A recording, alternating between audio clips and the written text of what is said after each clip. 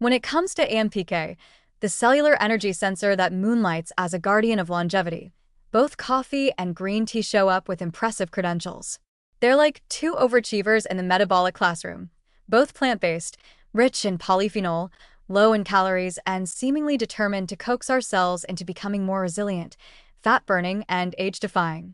But if you're wondering which of the two does a better job of flipping the AMPK switch, it's not a simple pour and score situation. Each brings a slightly different flavor to the table, biochemically and literally. Let's start with coffee, the bold extrovert.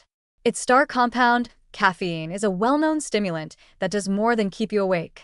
It enhances lipolysis, fat breakdown, increases thermogenesis, heat production, and boosts mitochondrial activity.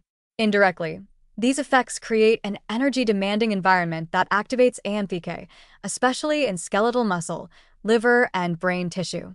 Add in coffee's polyphenol like chlorogenic acid, and you get antioxidant support and better glucose handling. Some human studies have linked regular coffee consumption with improved insulin sensitivity and reduced risk of metabolic syndrome, two hallmarks of healthy AMPK activity.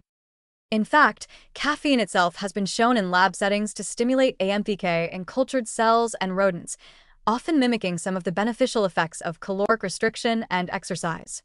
It encourages autophagy, enhances mitochondrial biogenesis, and may even nudge cells into DNA repair mode. All this from a daily ritual that usually happens before you've said your first word.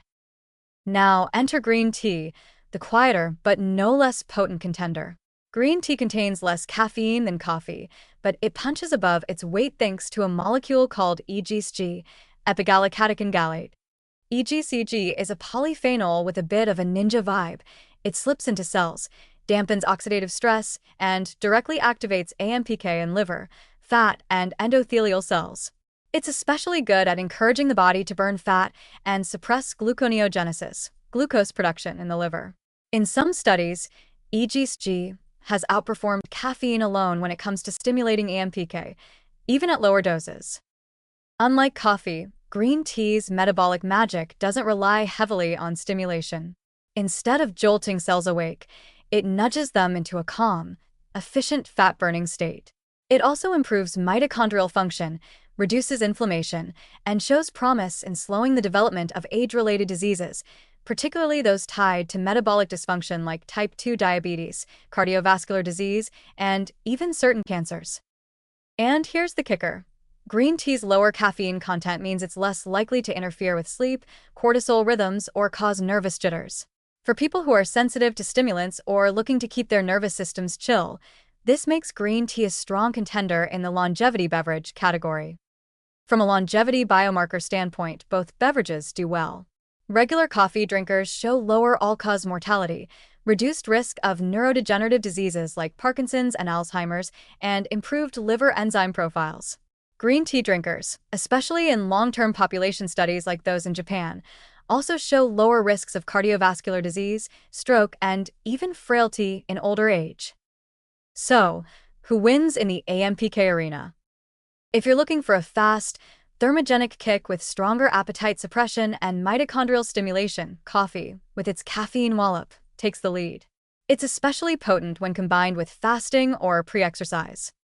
But if you're after gentler, sustained metabolic benefits with antioxidant support and minimal overstimulation, green tea wins on versatility, especially for long-term health and cellular aging. Or you could just stop pitting them against each other and embrace both. A cup of coffee in the morning, a few cups of green tea throughout the afternoon. This tag team could give your AMPK system the best of both worlds. Wakefulness with a side of calm metabolism, stimulation with less stress, and maybe, just maybe, a few extra high-functioning years on your biological timeline. Because in the end, it's not really coffee versus green tea. It's caffeine plus catechins in a synchronized biochemical dance, reminding your cells that energy management is the new anti-aging strategy.